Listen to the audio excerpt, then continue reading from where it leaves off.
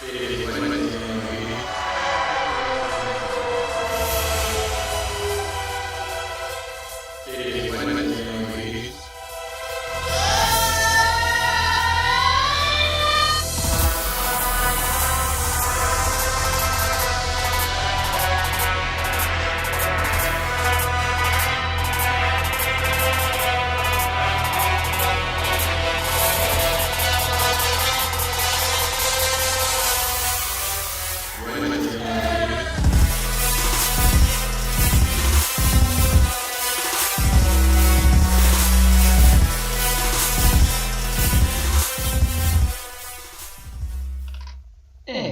welcome, and it is another Wednesday, and we have Caleb back here in the virtual studio, filling in for Randall. So welcome back again, of course, Caleb. It is almost football time. It's almost football time. It's great to be back. That's that sweet time. We have a football game tomorrow. Hall of Fame game. Hall of Fame game. Yeah, no third string guys who we can cut. Yeah, no Dak, no Big Ben. It's going to be an exciting matchup. Yep. So, hey, some DiNucci time? Yeah. Garrett Gilbert, DiNucci, maybe some Haskins and Miles, Mason Rudolph. I'm actually kind of excited to watch how Haskins is going to do, because their backup quarterback battle. I mean, if Haskins can win that, maybe he's the future of Pittsburgh. Maybe not, though. Yeah. But you never know. So, there'll definitely be some. It's that football fix. It is what it is. We're also less than a month away from the first college football Week 0 game kicking off. I believe Nebraska, Illinois is that first one. So we have to return Brett Bielema to the Fighting Illini, facing the man of Nebraska and Scott Frost trying to save his job.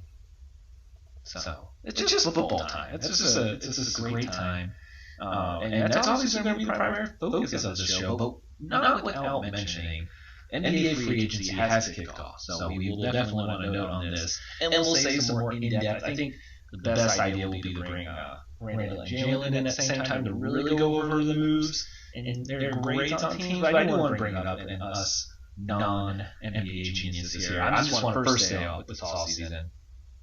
The Cade Cunningham pick was all I've been waiting for, and as scary as it seemed that they could trade out, or maybe they like Green better, I'm just happy they went Cade. I think I've texted that once a week now. Yeah. Waiting for Cade. Make that. Please say it's Cade. Please say this isn't true. Then they might trade out. I'm just excited for it. I mean, the Pistons are a young team now, or say good. They're a young team with a lot of potential. That could make it's the East. Anything could happen. And I was looking back. I know we've done our top 10 list in 10 years. Before for the NFL, we did one for point guards with Jalen and Randall, and I tried to throw one out there. And I felt pretty good because Jalen had Cade in his top 3. Looking back at this, I think last year, I had Cade in top 3. Randall had him in the top 10. So that makes me feel pretty good knowing that this is a pretty consensus guy. Like, I knew that already going in, but like going back and looking at our notes, like, hey, last year, I think maybe just after or just before the draft, we had this guy pegged top 10, top 5, top 3 guy at point guard in 10 years. So that makes me feel pretty good. At least to have that star power. Yeah, I mean, he's no Luka, but well, that's fair, and Luka was on the top stringers, I think, of this list. So, but hey, I'll take whatever else we can get, and, Mass did a few moves here, kind of touching on that. I mean, y'all got Hardaway back. Of course, I'm a big fan, being Hardaway from Michigan. But, we got Bullock and Sterling Brown, so, I mean... Got Boban. Boban's back. Yeah. Gotta keep Luka happy with Boban. Gotta keep Luka happy. Take anything. I mean, I like Boban. I know he's not. I think he's a good roster addition as long as he sits on the bench the entire time and he plays a couple of games a year, but not the playoffs. Yeah. But hey, I mean, there's still, I think what I saw the Mavs had about 14, 15 million left. So that's another player or 2, depending on what kind of players they see. Is that including Luka's extension that's rumored? That wouldn't affect it, because I think the extension, they can just push money back. Okay. So I saw brief rumorings that depending on what the Schroeder maybe realizes that he can't get the 20 million he asked for, that could fill that window there. If he comes down on what he's asking for, there was one more guy I saw. I say briefly, like rumored that maybe he fits the money was I think Oubre, and then there was one more guy I'm going blank on could fit. Oh yeah, they could technically, if you want to add some more Europeans, go for Lauri Markkanen. I mean, it's 24. Yeah. At least it'd be the opposite of what the Lakers are doing. Get some youth. Yeah, I was saying it's on the flip side. Lakers are old. We were re-adding Dwight Howard-Leza, Carmelo, Ellington, Bazemore, and at least you add Monk and Nunn. At least a little youth, but they not have the oldest average age now on their team, right? I mean, they still have Marc Gasol, if I'm correct. That I don't know. I just know that I saw, I think their oldest player is Carmelo at 37, and then Braun is 36, I think, if I'm not mistaken. I'll have to check LeBron report, aka Bleacher Report, to double check that. But yeah, they're old. But I mean, I'm not gonna count them out. No, I mean, never gonna count out LeBron. I'm just wondering who's gonna shoot, because that's you're having Westbrook, LeBron, and AD on the court on the same time. That's a lot of guys running at paint. But hey, yeah, maybe it works. Maybe it works. Maybe it works. They'll still make the playoffs. They'll just be they'll make the playoffs, no doubt. I mean, and barring that AD and LeBron like tear their ACLs or something terrible, they'll make the playoffs. Right. So that's fair. Well, we had the Bulls just going after some moves with Lonzo, DeRozan, and of course everyone's favorite move, the Caruso signing to the Bulls. So I mean, good for them. Maybe I know they had. Let me see if I can do it one more try. Vucevic with the trade last year, and then Levine played well. So I'm very curious to get Randall and Jalen's thoughts on that. But they are making moves. We have Miami. You signed Oladipo today. They added Kyle Lowry. PJ Tucker went from praising Milwaukee to saying, "Deuces, I'm heading to Miami after the win." So he's just going to be enjoying roughing some people up down in Miami now on the court, maybe in the clubs. I don't know. Yelling at Katie's mom some more. And then, of course, maybe 6 years too late, but Kemba to the Knicks. Yeah, a little late. But I like the move. Yeah, I think, like I said, it's a little late, but I mean, I think it'll be fun. He obviously plays well in Square Gardens, and I don't think this could go as bad as it could. I'm sure they're not giving that much money, and it's worth a shot. And it doesn't feel like a Nick move, like oh, that was dumb. Yeah. I mean, I feel like the Knicks are doing something good there. I mean, they had a playoff team this year. No one expected them to be a playoff team. So I mean, I think the Knicks are on the rise for sure. And I know I got posted 100 times today after that, but probably one of the most memorable shots in our lifetime at Madison Square Garden. Remember that, little asterisk there. Obviously, I know that there have been some big shots there, but Kemba's step back, ankle breaking shot versus hit to move on in the Big East tournament has to be up there.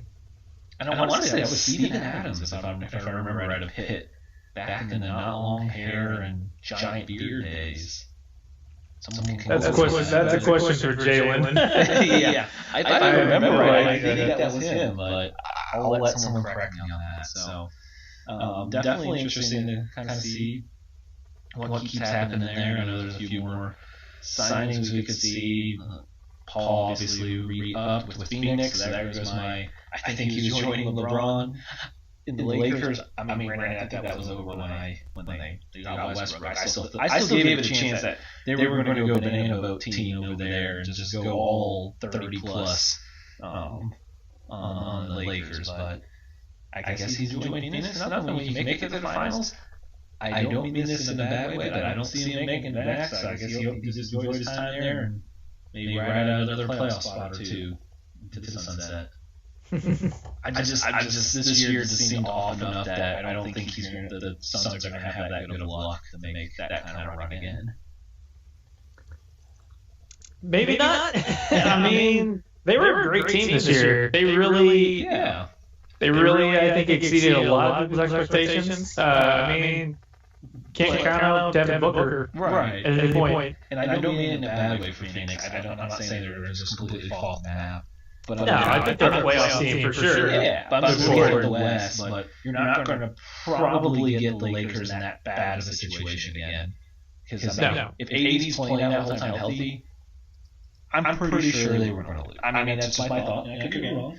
And then I look at if they get the Clippers completely healthy, I don't think they're going to beat them. I think if they get Denver, if they had played Denver completely healthy, I don't think they would have beat Denver. I mean, Utah at full strength, I think I take Utah over the next few years. Dallas, if they can make moves up, I think they could, but at this time I would leave Phoenix, because Phoenix does have obviously the edge, and Kristaps is no second star right now. No, but I'm kind of curious to see what a new coach is going to do for him. I mean, he just needs to be more aggressive. Honestly, he's a big ass dude. He's always hovering around the 3-point line. Like I don't know. And also, I mean, you can't also count out the Warriors. I mean, you got Curry, you got Thompson, Draymond's a great defender. I mean, they'll be back. Right. So I mean, I just. Not trying to trash you. No, I don't think it's trashing them, but the West is pretty strong. I also think I was on board with Suns and 4 dude until he went too far and started doing cameos and doing autographs. You didn't like too far. You didn't like him on Part of My Take? I know he made it. Wow. Yeah, he was on Part of My Take. It was actually pretty funny. I'll give him that, but when he was doing the pay for cameo videos, he was signing here. Yeah, but that... Come on, you didn't do anything. I mean, you wouldn't make the most of your situation there. Come on. I mean, make a buck.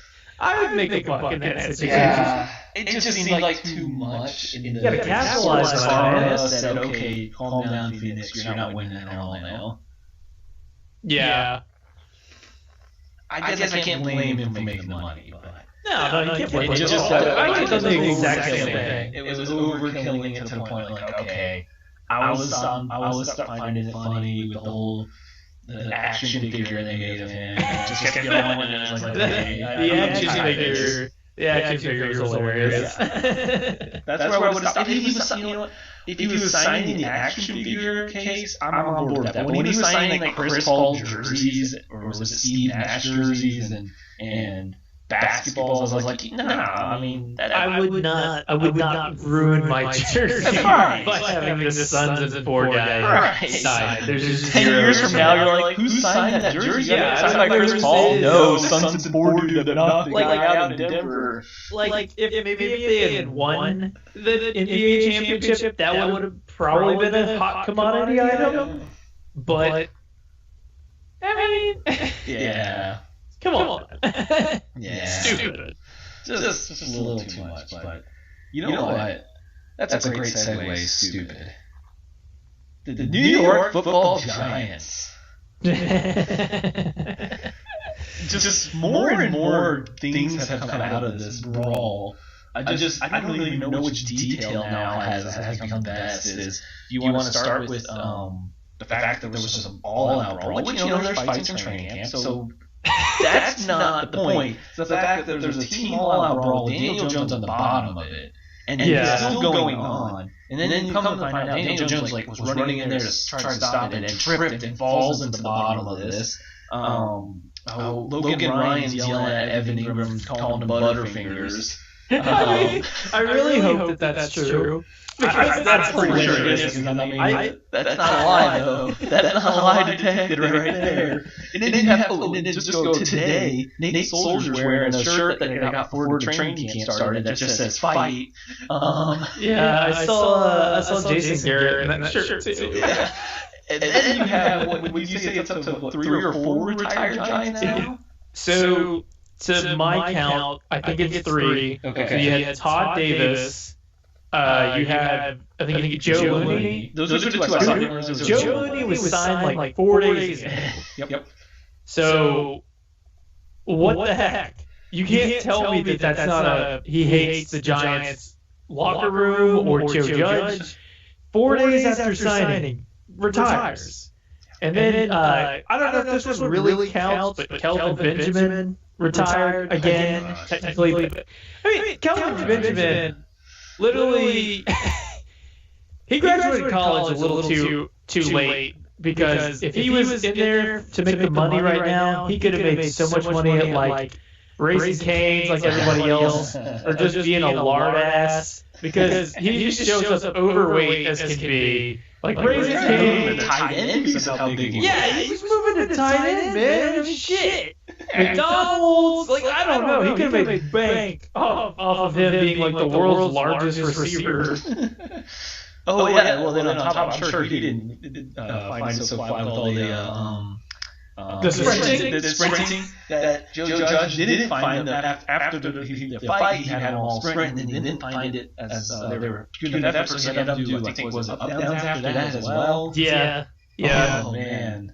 And just Dude, you see people were criticizing the Lions for doing up downs and stuff, and like I love the Giants doing it. Oh yeah, I know. But that's the thing is like the Giants is the NFL's golden child to the media. The Lions are just like. And the Dan Campbell does is awful and a terrible coach, even though we've only seen Campbell. I think Dan Campbell. Not even being a Lions fan is a breath of fresh air. Well, you look at the difference. Yeah, Dan Campbell has players backing him, like strongly backing him. Joe Judge, it feels forced to like, oh yeah, we like our coach. It doesn't feel the same. Every player that has stepped, the new players that stepped in to the Lions said, this guy's doing it right. He listens to us. He cares for us. He's not making them run like crazy like this. But yeah, they're doing up downs, before practice. But they're not doing anything like penalizing gassers. Like he was doing the up downs with them. Like, I mean, everything he's done, I have seen no complaints from players. I haven't either. It's just retiring. Yeah, it's just in the media complaining about Dan Campbell. And personally, I like Dan Campbell. I didn't really like the hire at first because I was like, what? Right. I mean, it was just like, how is he qualified? But I mean, he seems so genuine. Now I don't know if that's going to actually translate to the field. Right. But I mean, if you're a Lions fan, that's got to be a breath of fresh air again because you just dealt with the shit with Patricia, who basically tried to be Bill Belichick, who walks around here with his pencil in his cap, always for no reason. He literally has the pencil for no reason at all times. It's like get over yourself. And it seems like Joe Judge is also trying to be Belichick. I mean, that seems to happen when coaches study under Belichick. They aren't successful when they leave. Right. Because they try to replicate it. I mean, I'll speak as a Lions fan. I was not sold on it at first. Obviously, at first, I want the hot young coach, that everyone wants. And Robert Saleh. Yeah, I mean, it reflecting knowing that that's not going to happen, though. So you look, okay, what's the next best option? And you need someone to completely erase what Matt Patricia did. You need look who has had success in not a lot of successful years in Detroit. the biggest one, you look at, you had the one Swartz year, and then you had Caldwell. I like Caldwell. I look at the Caldwell. I mean, Swartz was too player friendly, and obviously let it just get too undisciplined. But he had a little bit on the player friendly side, and allowed discipline. He tried to fight a coach. I was also going to go with the whole Sue wasn't the best behaved under Lions time under him either. But I mean, players like Jim Swartz. I mean, they did. Even with the Bills, didn't they carry him off the field after they beat the Lions or something? I think that was right. Am I correct on that, or was it with the Eagles? I don't remember. I know what you're talking about, and I'm going blank. But I mean, obviously, I like Caldwell better than Swartz. But you look at what was good about their terms is you're Bills. I look it up. Okay. But you had a likable players coach that Caldwell obviously came from a different school with the Tony Dungy kind of method. And all you still hear is praise about Caldwell because he had players that wanted to play for him. You're in the look. I'm from Michigan. It's like Aaron Rodgers says. They're not coming here to play for in Detroit. They're coming here to play for me. Yeah, like in Green Bay. Like it's not a vacation city. It's not a LA or New York. Like you have to have a good base, whether it's a good coach that you want to play for, or just a good team culture that you go, okay, I think I can be a part of something with this. And Caldwell had the players wanting that. Now, he obviously couldn't get the team over the top, but you're also stuck in Aaron Rodgers' division, and just you're also the Lions. Like there was a cap on what you could do, and unfortunately, you know what? I mean, obviously, 2020, I wouldn't have fired him, but Caldwell. But I mean, I also get the point of like, hey, we want to be better, so you take a risk, and they went with the exact opposite, and look what happened. He destroyed the team. He made everyone hate him. He made players that were on the team angry and want to leave. And when he on his way out, no one was sad. He just burned it all down. And now you have the coach, Campbell, who's pulled OCs and Ds. I mean, Aaron Glenn was a hot commodity, actually. He came there. I will stop you there. I wanted Aaron Glenn to be our defensive coordinator so bad. So the fact that you guys got him, that's a good hire. And he literally said, I wanted to go with him. Like he could have stayed. He could have gone somewhere else. And he wanted to go with Campbell because he believed in what he was going to do. Same with oh goodness, I'm going like Lynn. Obviously, he was the best head coach, but he's not going to make head coaching decisions out. He's a good coordinator, and people realize that. So I mean, he's pulling in coordinators and coaches that people want because they believe in him. So. I mean, I like Anthony Lynn, former Jet coach there, for running back coach. I really wanted Anthony Lynn to be our head coach when he was like on the market to be becoming a head coach before he signed with the Chargers there. I'm a big fan of Anthony Lynn. Now, clearly, he probably needs to. I think he'll be a head coach again. Yeah, I'll say that. I think he'll be a head coach again. He's only 52 years old. He'll definitely be a head coach again, and I think he's going to really surprise a lot of people with the Lions. They should actually be a pretty competitive team. I think they'll be scrappy. I don't think that they're going to be a team that's going to win their division. I don't think that they're a team that's going to come in second in the division. But I don't see them finishing last. I mean, you got the Bears that are going to supposedly trot out Andy Dalton.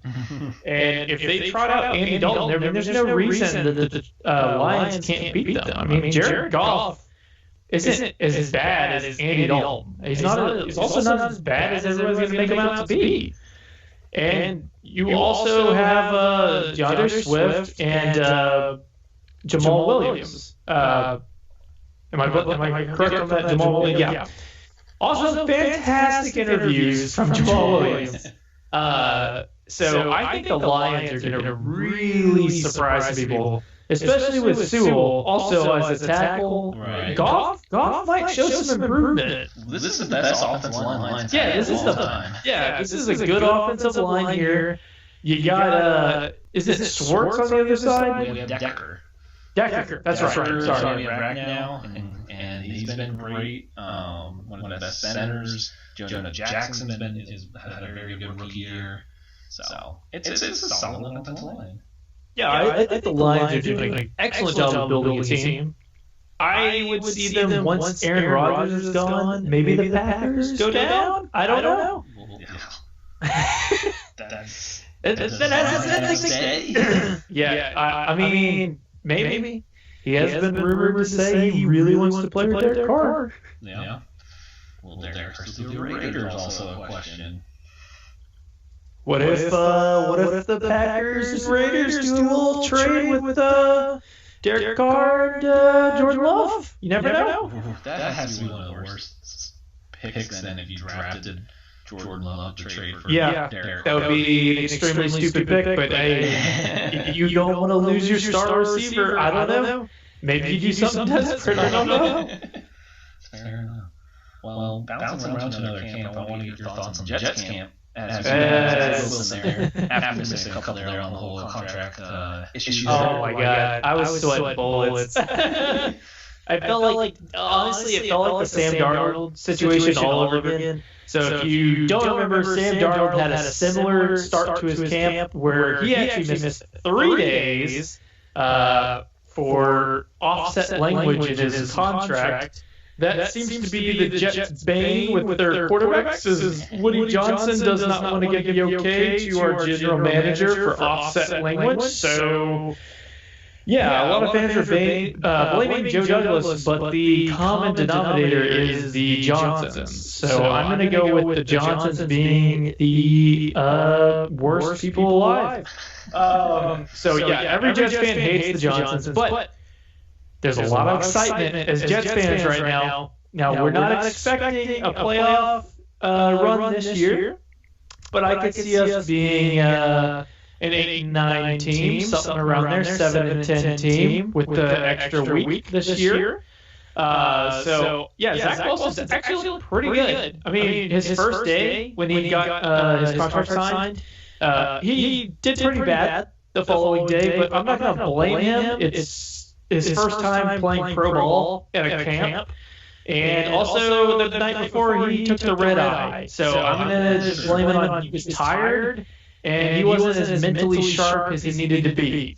He followed it up with his several other days doing either great, okay, and today good. So I thought he looked pretty sharp today based on the reports I got from DJ Bieniemy. Great follow if you're a Jets fan on Twitter. Brand new Jets beat writer. He's a Dolphins fan, but we don't care about that. He had a touchdown to all 4 of his tight ends, as well as Corey Davis, Jeff Smith. He threw. Let's see here. Also Elijah Moore's also been flashing. So I'm super hyped about this draft. I know going into it, I'm pretty positive in our mock draft. I said Zach Wilson was my pick. I've been hyping up Zach Wilson for a long time now because you hyped me up on him, and I knew we were not going to get Trevor Lawrence, so I sold myself on him. I'm liking Zach Wilson so far. He's doing all the right things. He's showing up, doing everything he needs to do. He's hanging out with his teammates. You saw that at the not the Rangers, the Islanders hockey games. It's hard to remember Sam Darnold doing anything like that. Now, I don't know. Zach Wilson could be terrible. He could be worse than Sam Darnold. I don't know, but it's not likely because Sam Darnold was the 34th worst quarterback in the league last year. I'm high on Zach Wilson. I'm high on Elijah Vera Tucker. I'm high on Elijah Moore. I think that this honestly could be such a great draft class for us. That as long as we hit those 3 picks, I don't give a crap what the rest of them are. Also, I'm forgetting Michael Carter. I was going to say, Michael Carter actually Carter and Williams in North Carolina. I liked both backs out of North Carolina. Williams, I think, took the nod for me, but Michael Carter is honestly he's bigger than I thought he was. His legs are tree trunks. I think that he's honestly. I think that our number one back this year to start the year is going to be Tevin Coleman, followed by Ty Johnson, which is former Lion there, and then followed by Michael Carter. I don't know if Perine makes the roster. He's been doing fine. Maybe we with the why am I blanking? Who is our offensive coordinator right now? I'm blanking. LaFleur. The other one. Yeah, the other LaFleur. So he brought over what they did in San Francisco. I think we might keep 4 backs. And I think that Tevin Coleman, Ty Johnson, Michael Carter, and Michael Perine will be the 4 backs we keep. I think Josh Adams either goes. I don't think he's eligible anymore for practice squad unless we kept those COVID rules. So I think he's going to get cut. But I think we're good. I think the Jets are in a good spot. So yeah, that's the Jets for you. Yeah. Let's move past the Jets because I'm going to get wrapped up talking about the way. Well, I'll just say we'll throw out the break here. I just want to throw one more thing on Wilson. For my opinion, obviously, I think you would agree if you're going with the better now players just started. It was Fields. Fields was QB2. Wilson definitely has the biggest range of what could happen. And y'all at least have invested now in some first-round O-line talent. So it does make you feel a little better than the Sam Darnold situation. So, I mean, I think they'll just be big on. I think if LaFleur really does kind of bring over the whole Shanahan offense, that will really help his development because you definitely want. You don't need him taking big hits. You don't need to make him think too much right now. You really just want to ease him in. And obviously, you know the potential you can tap into, but he is someone you cannot rush because this isn't he's got the arm of Mahomes. Let's calm down. He's not the same. And Mahomes even needed some time. And I think everyone would agree Mahomes was still farther ahead than Wilson coming out of college with the body of work on how long he had played and the kind of offense he came from. This was kind of a first-time all-aired-out BYU team. So he's still got growth from within. So just you know the ceiling's there, but you just realize you also have a very low floor that it could drop too fast if you don't just take care of him and also help with the mental side of the game and not just push him too fast along. So. Yeah, I kind of wish that the Jets would have brought in a better veteran mentor at quarterback. So Sam Darnold really actually looked okay during his rookie season because he had Fitzpatrick. No, he didn't have Fitzpatrick. He had what's his face? God, I remember blanking on names. Yeah, look down. I want to say Johnson because we just signed Josh Johnson. He had a veteran mentor like that who literally just his job was just to shadow him. He wasn't going to really see the field unless Darnold was hurt, and he wasn't really pushing Darnold for a competitive job. I don't think that the Jets signing Josh Johnson is bad. I think Josh Johnson honestly is a camp body, and I would be shocked if Josh Johnson made the roster. I think that if we're going with who's going to be the quarterback too, it's unfortunately going to be probably Mike White, who people would be like, who is that?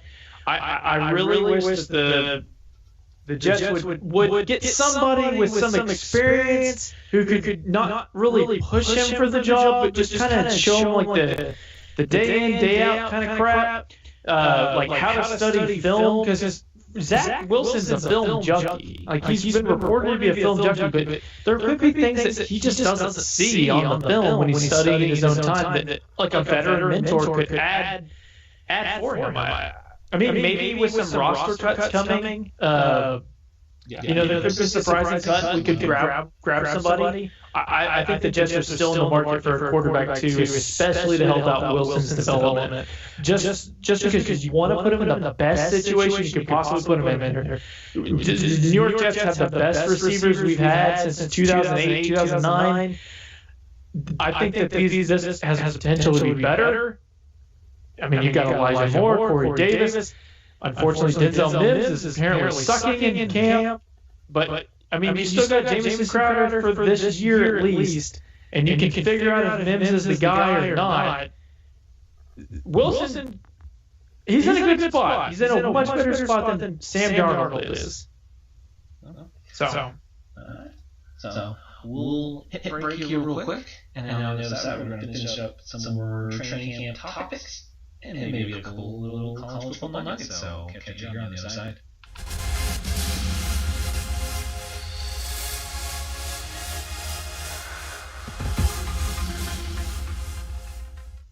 Welcome to MyBookie, your way to create an account and start making money. And we're here to help. And remember, you can get a bonus of up to $1,000 as your first deposit. Now you're ready to bet. Just go to MyBookie.ag. Visit the sportsbook. Click on your bet and hit the amount you want to risk or win in the bet slip. Yes, it's that easy. Just remember, at MyBookie, you play, you win, you get paid.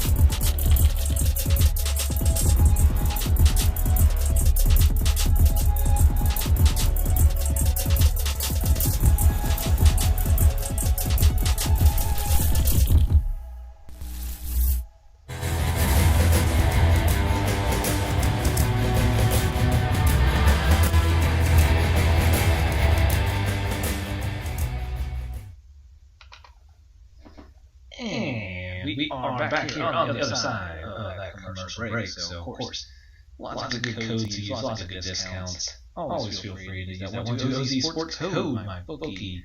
There's, oh goodness, the golf, hockey, 6 opportunities, and we're on a lot of great partnerships through the other shows that you have, so just check out 12-ounce sports, catch all the action, and yeah, lots of good discounts. So we're rolling here on the other side for NFL training camp, so, and of course, like I mentioned, a couple college football nuggets there, and a couple things here. There's 3, let's go 4 actually. Four kind of topics to hit for NFL. We'll kind of go through real quick, and then we'll touch on that college notes I mentioned. So first, I want to bring up the Carson Wentz foot. It could be a range of 4 weeks to 12 weeks injury. I think I'm leaning on the shorter end, but are we going to see Jacob Eason, Sam Ehlinger play, or are we seeing the Colts maybe going to bring back Phil Rivers, saying he might still be ready to play? I think honestly, so the Colts are a possible playoff team. They gotta go Phil Rivers, man. I think they gotta call Phil. Because Phil does not want to be home right now. He's got like 12 kids. He's figuring out, hey, this sucks. living at home with all these kids. I'm actually not a kid, but I think that Phillip Rivers still has a little left in the tank, especially if you can get him on a team-friendly deal to just come back and be like, the backup. When Carson Wentz comes back, unless Phillip Rivers is really hot and rolling, you can just go back to Carson Wentz. I think that's if the Colts are looking at being in the playoffs. You can't roll with Eason, and I don't want to throw Sam Ehlinger into that situation. Although I believe in Sam Ehlinger, and I think that he's better than Eason is. Yeah. You can't throw him into that situation. I think that Ehlinger is probably a practice squad type of guy. That's just I don't know. That's my opinion on that situation. I think they got to go call old Phil. I just want to throw out there too. There's a man in your division who's taking a QB battle very seriously. So he's not taking a dump. He's not pooping. He's not pooping because he doesn't want to be number 2. There's Mr. Gardner Minshew. Dude, I wish I want the Jaguars to cut him so the Jets can have him. I want them to be on the Jets so bad because that would be the funniest person on the planet to be in New York. I'm not feeling great about I know I went all in a little early on Minshew. That's the thing is, I think he's not done. He's not coming. No. Mark my words, I'm not denying the talent of Mr. Minshew. I don't think obviously the opportunity is there, but I just really hope there's somehow this spot open. You know what would be great? And I don't see this happening because I've been. And I know Randall's been off the bandwagon for a while, but I like to beat up on him a little on the whole Raiders deal. But could you imagine Gardner Minshew taking over to Vegas and going just all out Vegas? He would fit that town so perfectly. It would be hilarious. I mean, he is the epitome of Jacksonville, except he shaved his mullet. Yeah. I think that he knew that, hey, Trevor Lawrence is coming in here. He's got better hair than me right now. I got to shave it so that way, you can distinguish us two. I think that he's going to have a Fitzpatrick-type career. Yeah. Because there's no doubt he's going to get another opportunity. He'll be a starter again. Yeah, he's good. He's a good quarterback. I don't think he's bad. I think that he performed very well as a rookie. Much exceeding his expectations, and then he had a down year in a COVID year where he wasn't even bad. Yeah. On a terrible team. The team who was the worst team in the entire league. I don't think he's bad by any means. I like Gardner Minshew. I think he's going to be a good quarterback in this league. He needs to get off that team. I mean, he didn't even play in most of their games, and he had 16 touchdowns, 5 picks. He does not turn the ball over. Now, granted, I don't think he's as big of a playmaker as we make him out to be. I think that he's like I don't know. He could be successful in like Washington. He could be successful in Pittsburgh. He could be in Pittsburgh. I think that I think for the best track record for his career to go up, it's Pittsburgh because Big Ben's done. I think I've pushed enough on that Big Ben's washed, but if Pittsburgh doesn't want to draft a QB, Big Ben started his new diet. He's a little late. But I know. But if you look at it statistically, Big Ben had 33 touchdowns last year, 10 picks. His arm is done. So that's what I'm saying is if you look at the statistics, you're thinking, Big Ben's okay. But if you watch the game, his arm is shut. That last playoff game, he was abysmal. He was horrible. They would be a better team with Gardner Minshew out there. Just saying. Well, speaking of the Jags, I'll bring up this point now. I'm gonna actually skip the QB battle thing I had. I want to wait a little longer until we get some preseason action to really start talking about the QB battles. So I'm gonna shelf that topic. Urban Myers has said, and they started today. He's bringing back what he started in year 2 of Florida. his winners and losers 1-versus-1 drills. So they will keep a tally of all your 1-versus-1 drills and what your record is. And also, when you're doing the 1v1 drills, the winner is announced over the PA. So like each time, so even if you run the drill 5 times, each time the PA guy will announce who was the winner. So they will keep a tally, and this will be used as part of their determination on the cut list. I don't think it's a terrible idea. It's to me, it's a little more college-y than professional. Because think about it. Yeah. Let's say you have a guy making $5 million a year, and you have some guy making the league minimum. Yeah. And the guy who's making the $5 million is a guy that, or let's say $20 million, whatever. Let's make it so he's a notable name. Yeah. You're not cutting the guy who's making $20 million out of the guy. Like, I don't give a damn that he's outperforming you in a one-on-one drill. To me, it's how you play the game, like in an actual game. I mean, and be fair, he didn't say it was an end all. It was just part of determination. It's part of the determination, but I think that's too much. I think that Urban's trying to bring too much of the college game in here. That I think he's gonna flame out just like Chip Kelly did, where a bunch of people are gonna have enough of his shit too fast that they're just not gonna like it. Yeah. I personally don't like Urban. I don't like Urban. I think he's a piece of crap, and he's already started off on the wrong foot for the Jaguars. I mean, he's been fined. He brought that one dude over who was an alleged abuser. Or what was he, a abuser or a racist? I can't decide which was worse. It was more racist. Yeah, but still. Yeah. He's starting off on the wrong foot in my book. And if I'm a Jaguars fan, I'm not super excited about how my coach has started off. Considering that Urban Meyer was allegedly the number one coaching prospect, like, come on, dude. Urban's a piece of crap. It'll be interesting to see how this keeps playing out. I mean, I don't see it working, but it'll definitely be interesting. That's for sure.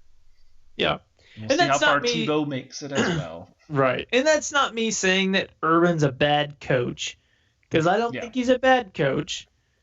I don't know how much of his college antics are going to actually translate to grown men being paid to play ball. I mean, we saw it when Nick Saban almost got in a fight. Yeah. Zach Thomas was not having his college stuff. Yeah, Zach Thomas. Yeah, that was who it was. Zach Thomas. So, we'll see. Well, I do want to ask you real quick here. I've got Nate Burleson had 7 breakout year 2 wide receivers, and kind of you don't have to necessarily rank them all, but I mean, I don't think you're necessarily going to say any of them are going to be bad this year, but I kind of want to see what your thoughts on maybe the 2 or 3 you think will be the best, or if you want to throw a whole ranking real quick of all 7, go for it. He didn't give any particular order, but here are the 7 he had. We have Chase Claypool, T. Higgins, Van Jefferson, Jerry Jeudy, CeeDee Lamb, Henry Ruggs, and Shenault Jr. That's his 7. That's his 7 breakout year 2 receivers. Like I said, they were not in a specific order. They were just 7 listed. So just kind of, I mean, I look at it and I don't think any of them are going to be bad. Obviously, I don't see a regression from any of them. I think Henry Ruggs is my biggest concern. I can go into more detail, but I think he's the biggest concern. I don't want to drive that way, but I know Randall is a huge Van Jefferson fan. I think that will be huge for him with Stafford, and I think obviously that's why he makes the list. I think, to me, the biggest ones that stand out to me, and like I said, I think they're all going to be good. Don't get me wrong, and I don't see like regression from any of them. I think CeeDee Lamb obviously getting Dak for a whole year is going to be like, oh yeah, wait, that's why everyone wanted CeeDee Lamb. I think Shenault's going to show out more. I think we were all big on him. Yeah, we were. We were all big on him, and I love Gardner. And, of course, he didn't get Gardner for the whole time. He had a bunch of other crappy QBs, but I think Trevor Lawrence is going to like Shenault. Yeah, I think Chenault's going to show out having Lawrence. And then this is what I want to say, Jerry Jeudy, because that man can run routes like no other. But as long as he gets if it's Drew Lock, man, I don't know. Yeah. I mean, but that's the thing is if it's Drew Lock or Teddy, I don't know because Teddy hasn't proven to be anything but a game manager. Yeah, and I say this to T. Higgins. I like T. Higgins a lot. I think though, obviously Jamar Chase is going to become that connection with Burrow is just going to be there. So I like Higgins, but I think I'm going to steal Randall. Higgins, man. I do love him, but I think Higgins Chase was the guy that number one target though. I know. I wanted Higgins on the Jets so bad. I sent so many mock drafts to y'all where I was like, oh my God, I got T. Higgins in the second round. Oh my God. Like, no, it's not happening, man. But it did. He went second round. Yeah, but it does. Yeah. Yeah. I mean, also you have to remember, Tyler Boyd's still there. So that's three good receivers. That is a deadly receiving. I think that as a whole, potential-wise, that could be potentially the best receiving core in the league. I'm not saying that they are now, but on paper, the potential is there for them to take off. Where I don't know, though, with Joe Burrow, I like Joe Burrow. How's his knee going to hold up? Right. There's a lot of reports coming out of camp where he's real hesitant right now. And he's really kind of trying to protect his knee. Again, it's training camp. I'm not going to first time back in pads. Yeah, I'm not going to blow it out of proportion, but that offensive line is not fantastic. They really need to, in the next couple of drafts, protect him so that they can actually utilize those receiving core before Tyler Boyd is gone. Yeah. Well, then, since I picked 3, if you want to still do a ranking, I mean, obviously, when you say your 3 that you want to pick off this list, obviously we're saying to everyone out there, we're not saying any of them are bad. Right. But if you're going to have to pick 3 then for year 2 breakout, where are your 3 then? For my year 2 breakout, out of the 3, just 3? Yeah, pick 3 out of that 7. Who are the 3 that you're going to roll the dice most on?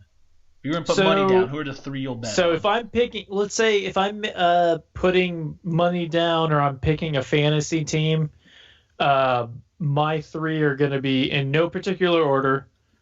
CeeDee Lamb, Jerry Jeudy, and Laviska Shenault. Okay. Those are my 3, and I'm kind of feel like those are probably your 3, but that's going to end up being my 3. Yeah, those are the 3 obvious candidates. Denzel Mims is unfortunately taking 3rd string reps right now. I don't even know if he makes the team. Jeff Smith is taking his reps right now. Vincent Smith is also taking his reps right now. Like I just don't know. I don't think Denzel Mims gets cut. But no, he won't. Denzel Mims is not a guy that if you're picking a fantasy team, I would not pick Denzel Mims right now unless he shows you something in the preseason that makes you obvious, hey, I need to pick this guy. Yeah. I would change my answer because it's like I said, I'm going off of the 7 of Burleson's, so I would agree. However, I would make one change if I was going just anyone. I'd take Ayuk over Jeudy. And that is I like Ayuk. That is not anything on Jeudy. That is obviously Judy's situation. Sure. That is true. Cortland Sutton will be back. Yeah. Maybe takes a little bit. But I think that's going to actually help Jerry Jeudy. I think it will. It will help him. And he's not but the number one target. Yeah. I mean, and the QB situation, I think, is just the biggest thing in my head. Yeah, that's true. That's true. I was really banking on them to get Aaron Rodgers somehow. Because, dude, could you imagine if they had Aaron Rodgers? Denver would be a possible. That'd be like Tom Brady going to the Buccaneers. That'd be like a dark horse Super Bowl contender. No one really thought the Buccaneers were going to actually make the Super Bowl with Tom Brady. Like, get real. You didn't actually think that. I thought maybe they'd be a wild card team at best. Yeah, and they just made the playoffs in my first. Yeah, I thought they might have maybe won a game, and then that was it. I'm okay with being wrong on that. Yeah. I respect Tom Brady. Ever since he's left the Patriots, I have a newfound respect for him. I've always respected him, but secretly I've wanted his head to fall off for years as a Jets fan. But I don't know. He's fun now. He's fun now. I mean, could you imagine though the Broncos offense with Tom Brady? You got Jerry Jeudy, you got Sutton, you got Noah Fant. Dude, he would be Hamler. Or not Tom Brady, Aaron Rodgers. Could you imagine? That would be amazing. They would put up superhuman numbers. Aaron Rodgers would have another MVP season, and you're wasting it on Drew Lock or maybe Teddy Bridgewater. And it's like maybe Teddy Bridgewater might win you a few extra games, but you're not going to the playoffs as the Broncos right now unless you have something better than a game manager. I think the Broncos need to roll the dice with Drew Lock and just draft a quarterback next year if it doesn't work out. And then at least you have Teddy Bridgewater as a good backup who can be a transition piece. Don't give up on Drew Lock just now. He's got a much better arm. Bridgewater has never thrown more than 15 touchdowns, I believe, in a season. You're not getting anything exciting out of that. Drew Lock maybe will give you something better. He's obviously going to make a lot of dipshit decisions, but he might do better. Yeah. So, well, we'll circle back on obviously the QB battles, so that'll be definitely interesting as camp goes on. But here for the last couple minutes, just two little college football nuggets here. As I mentioned, it's less than a month away from the first kickoff. Got a couple just random notes here wanted to bring up. We have Notre Dame is going to charge you to watch Toledo on Peacock. Oof! You will catch me pirating that game. No, you didn't even want to watch it? That was on NBC. No one wanted to watch that game. I wouldn't even pirate that game. Right. Honestly. I want to see how bad the ratings are for that because no one is going to be paying.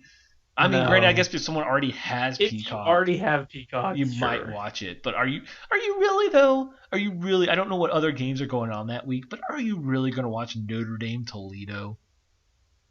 I don't know. Notre Dame's got a pretty big fan base, but still, you're banking on them. They're going to care. That's one of those weeks that you're like, let's see our competition. There's no way they're going to lose to Toledo. That's the thing is they don't have Dougs.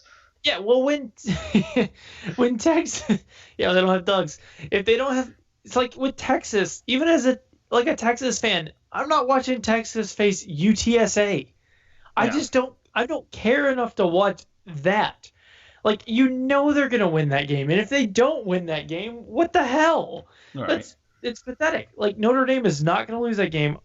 No one is gonna pay money to watch Peacock.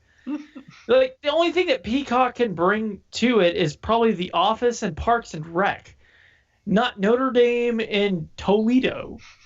Now I don't know if the future is going to change to where a lot of games are going to be on streaming. So maybe that changes in the future. Maybe it's a good idea in the future. But right now, no, I don't think that's a good idea. Yeah. Well, last note here real quick for this last minute. Chris Del Conte, UT's AD, is now out of the playoff committee as the Big 12 has removed them for K-State's AD now. Yeah, I mean, you knew it was coming. Coming. You're not going to be the face of the Big 12 on that committee if you're about the bowl. Yeah, that's fair. That's fine. Who replaced him? Kansas State, you said? Yeah, K-State's AD is going to be out now. Okay. It's one for the scrappy underdogs. All right, that's not. I mean, come on. I mean, I'm not saying Texas is going to win the Big 12. Everyone knows it's going to be OU this year. But I mean, I think the move to the SEC will be good for Texas because there's a lot of recruits that they miss out on. Because Texas is a huge name. Right. But a lot of big-time recruits want to play in the SEC because to them, the SEC is more likely to get drafted in the NFL. And, no one gives a crap about playing for a college football team. Now, granted, Texas is a big name college football team that has been known to take care of their former players throughout the years, but I don't think a lot of teenage kids think about that. No. Making their decision. They're thinking, I want to make it to the NFL as soon as possible, so they're going to Alabama, things like that. Well, Alabama's in the SEC. There's no reason that Texas can't get to an Alabama level in maybe like the next 7 years. You never know. I think the move to the SEC will be good, but yeah, obviously Chris Del Conte is not he's getting kicked off that board. Obviously, he's out of the Big 12. They don't want his opinion. Yeah. Yep. So yeah, well, we'll be back coming up this month with a lot more NFL talk. We'll definitely have our preview show soon officially. We'll probably have a college football official picks, and definitely when we break down the AFC. Or I'm not sure if we'll break it up into two, but we'll see. But regardless, we'll definitely have you back here, Caleb, to give your official Jets record prediction and your Super Bowl pick. So we can hold each other accountable at the end of the year and see who comes out on top or looks the worst. So always follow us here on Twitter. We Talk Sport Good. We're here every Wednesday. Catch us next week and have a great rest of your night.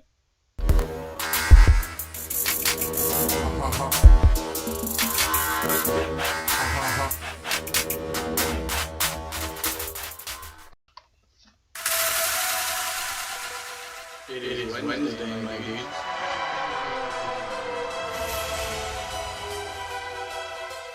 It is Wednesday, my dudes.